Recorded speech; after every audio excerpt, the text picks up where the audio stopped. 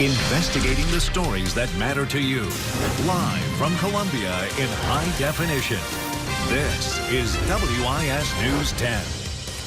Now, a WIS investigations led to allegations of waste and abuse of state planes as recent as March.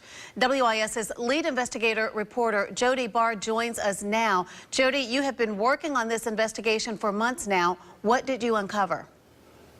Well, Judy, we found not only the governor and statewide officials use these state planes, but also South Carolina lawmakers. Those lawmakers have used these planes for taxis to Myrtle Beach, Washington, D.C., and even to Chicago. And even the most powerful man in the House of Representatives used the state aircraft to make speeches around the state at a cost of $12,000.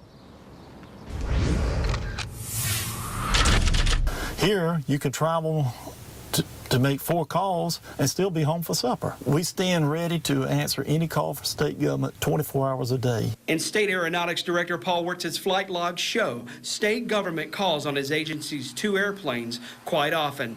Our investigation found the #1 user of the state plane fleet is Clemson University's president and administrators. Clemson logged 36 flights and cost taxpayers $131,000. Several flights, Clemson President James Barker called for the plane to fly him from Clemson to Columbia and back. Total round trip cost taxpayers about $2,000 each. 17 of Clemson's flights were for football recruiting at a cost of $68,000. In June 2012, in closing, as we go our separate ways, you in your direction and me in mine, Representative Boyd Brown announced his resignation from the House. The next month, flight records show Brown booked a one-way flight to Chicago, Brown says, to meet with a biofuel company.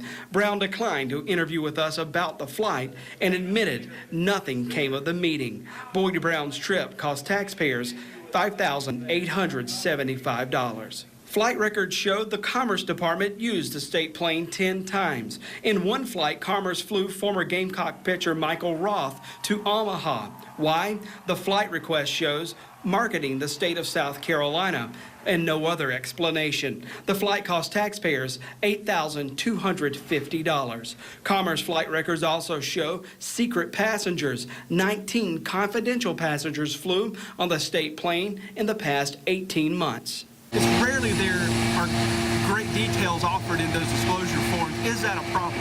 It's a huge problem, and this is a great example of the larger problem in South Carolina.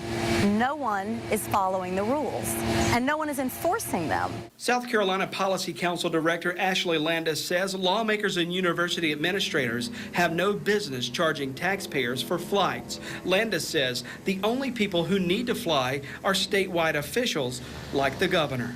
Is there a good reason outside of the executive branch of government to continue to fund these planes and the use at the rate they're being used? Absolutely not. Absolutely not. Legislators should come to and from their districts. My guess is that most of those trips would not be judged as a priority by South Carolina taxpayers. House will please come to order. Our investigation uncovered what Landis identified as abuse by House Speaker Bobby Harrell. Flight records show Harrell used the state plane 5 times to deliver speeches in the Upstate. One speech at the Apple Festival in Westminster cost taxpayers $3,400. All totaled, Harrell's speeches cost taxpayers more than $12,000. The fact that the Speaker of the House is taking a $3,400 flight, charging it back to taxpayers to go speak at an Apple Festival, does that sit well with you and you as a taxpayer? Absolutely not. Why does the Speaker of the House need to go speak at an Apple Festival? What's the benefit to taxpayers as a whole for that? House Minority Leader Todd Rutherford ran up $5,000 in flights to Washington, D.C., one trip for a Congressional Black Caucus meeting, another to the White House. House Democrat Bakari Sellers charged taxpayers $4,690 in flights to Myrtle Beach and one trip to the White House.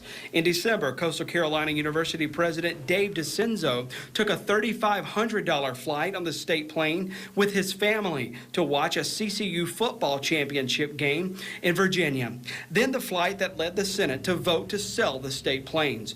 Representative Bill Chumley spent $6,390 to fly a witness to the State House House to testify before a House panel.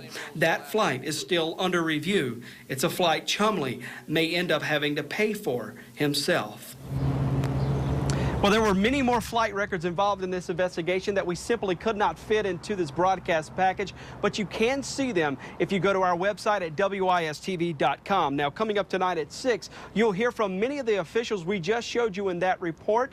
They defend their flights. They called them all state business. You can hear their responses coming up at 6. The ones we spoke with, again, all defended their flights as official state business. The ones we did not speak to, we put their statements, if they sent them to us, on our website at wistv.com. Judy, we'll see you at 6.